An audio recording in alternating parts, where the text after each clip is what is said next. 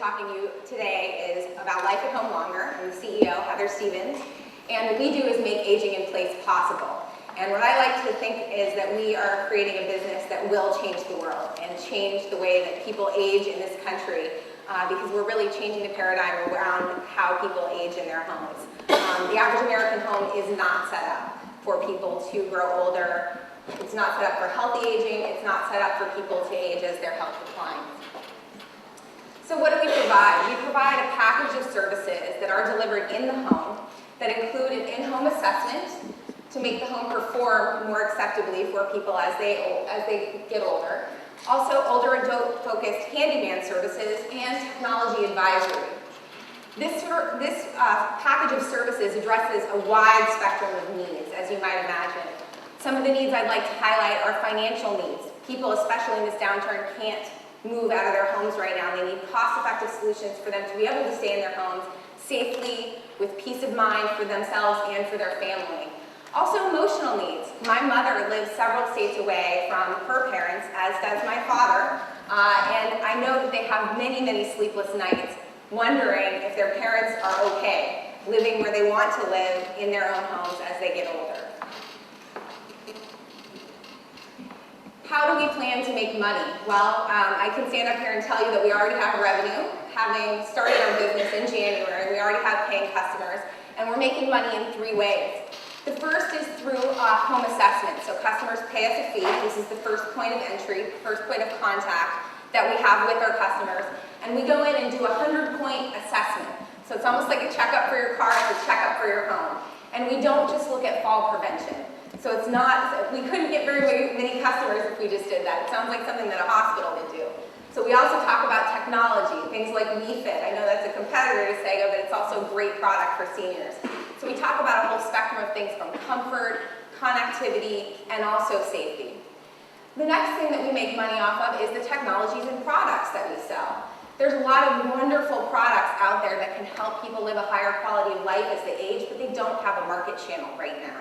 I actually worked for Intel for a while and saw that even that behemoth didn't really have a great way to get to a market to the consumer market with their medical devices and technologies for seniors. So we provide a matching service between older adults and the technologies that can help them, and also a delivery channel to do the implementation, whether it's installation or training on these different technologies to be that first and last mile. Finally, the core of our service is really a subscription that's prepaid on an annual or monthly basis that provides different levels of service and different types of service depending on the individual person. It involves referrals on a concierge basis, technology advisory, as I described, a handyman service for those repairs, home modifications, and also updated checkups.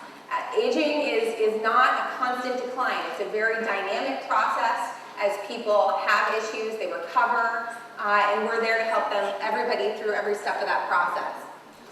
Finally, they say this isn't scalable. It's a service model. VCs over there are already shaking their heads. Well, Starbucks scale, Avon scale, these are very high-touch businesses that are based on a long-term customer lifetime value.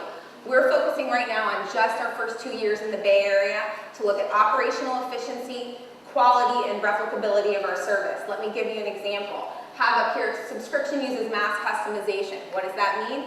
Well, we've noticed in just our first months of operation that there's a couple of different kind of packages of services that you can deliver to people.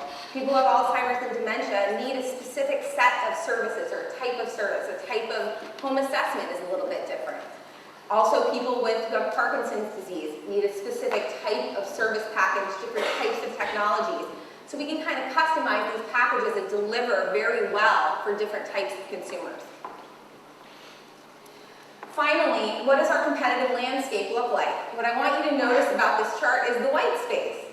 There's a lot of people who are kind of in adjacent areas here, but I don't really even look at them as competitors. I look at them as potential collaborators, partners, and in fact, a lot of the people in the Bay Area here who may be working in these areas, you may have talked to me.